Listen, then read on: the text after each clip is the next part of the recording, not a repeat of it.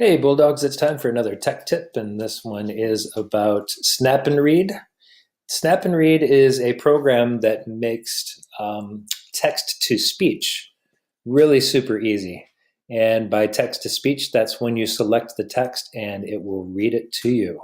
So, just like Co-Writer, it's a tool that you can turn on and off when you're looking at some sort of document, some sort of text in front of you. And the cool thing about Snap and Read is that it really can read just about anything.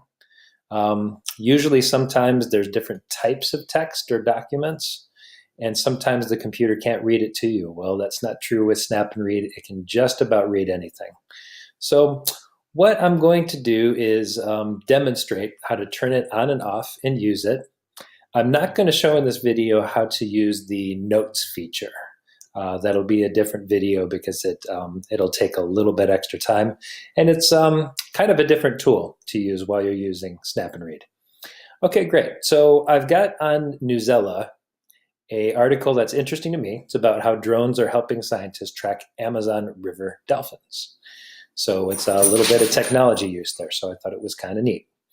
So the easiest way to use Snap and Read is to, well, first let's look at some text that's down here. Okay, so let's focus on this paragraph here about what they do after they take video, drone video. And that's this paragraph here. I can go ahead and highlight that so you know which paragraph I'm talking about. Okay, great. So there's a couple ways I can have this read to me. So one way, well, actually, let's first turn the tool on just so you know what that looks like. So up on my Google extensions, my Google Chrome extensions, and that's this bar up here on the top right, you can see me circling it. There's one that looks like some crosshairs. It looks like a kind of a plus sign with a circle. And if I click on that, it should turn blue and turn on.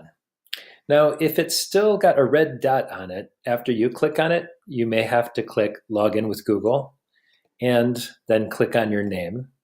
But I had already done that, so this just turned right on for me. If you find in these steps that you need to register your account or put in some sort of activation code, then you need to talk with Mr. Mueller or Mr. Langrel. So teachers, just so you know, when you click on that, it should be showing the current reading level of the text on this page. So you'll see that change as you switch between pages. Okay, great. Now, what I'm going to do, because I'm focusing on this paragraph here, is focus over on the right side of my screen. I'm moving up and down there now. This is a toolbar that appeared when I turned Snap and Read on. So the topmost tool is, I like to call it the Read to Me button. And if I click on that, my cursor is going to turn into a speaker with an arrow. So all I have to do is click on where I would like for it to start. I'll do that now.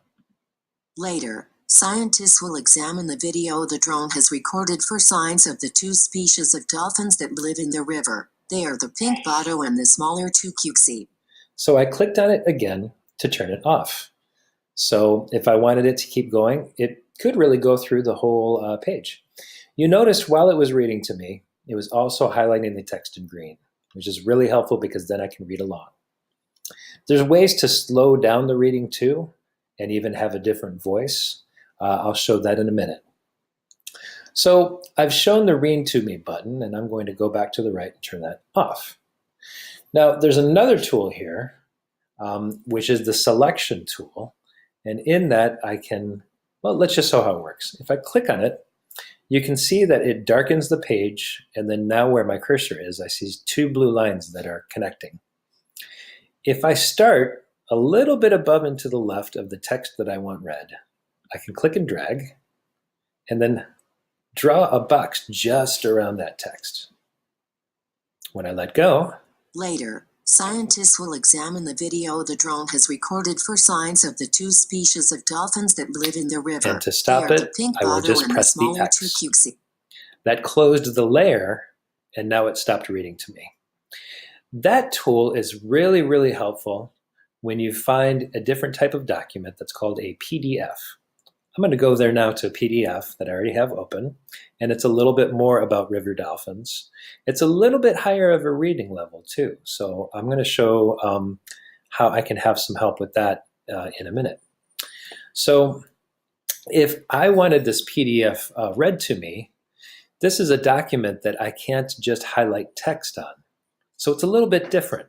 So that selection tool that I used earlier is really helpful in this situation, because then what I can do is just click and drag just a selection of it, and it starts reading. River dolphins and porpoises swim in some of the world's mightiest rivers, including the Ganges, Indus. Okay, great. Now, the next tool I want to look at is about changing the reading level of some of the text that's on the page. And what that means is it's going to make it easier for me to read. It'll kind of take the word and make it less complicated. So if I click on this next tool that shows a square turning into a circle, what that does is when I move over, it changes into that icon. So now if I go ahead and just click on the page, and actually let's focus on these words down here, endangered and threatened. When I click on the page, it's now going to change those words into phrases or words that are in italics, okay? And you can see here, it changed endangered into the words in danger of disappearing forever. So it's changed the text a little bit for me on this page so that I can have a little bit of help reading it. If I click on it again, it changes it back. So this is one way to change the text that's complicated in what you're reading to make it a little bit easier. And it's really helpful tool when you're trying to make sense of some of the words on a page. If I go back to that PDF document, it can also do that on this page.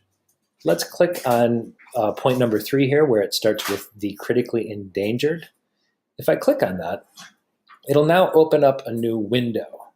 So I have to use this window, and in there I can kind of click again like I was doing earlier, and it changes it back and forth. So you see once again it changed endangered to in danger of disappearing forever. So it still changes that text, but it puts it in a new window. Okay, one more thing before we're done. Just like in CoWriter, you can change the options inside of Snap and Read. So to do that, I'm going to go up to the icon that I used before, and there's 2 ways of going to options. I can, on my MacBook, do a 2-finger click. That's clicking with 2 fingers in the middle of the touchpad, or holding down the Control key and clicking, and that's going to bring up a small menu. In that menu, I have some options. I'll click on that. If you looked at CoWriter or you're familiar, it kind of looks like the same options. There's just a few less.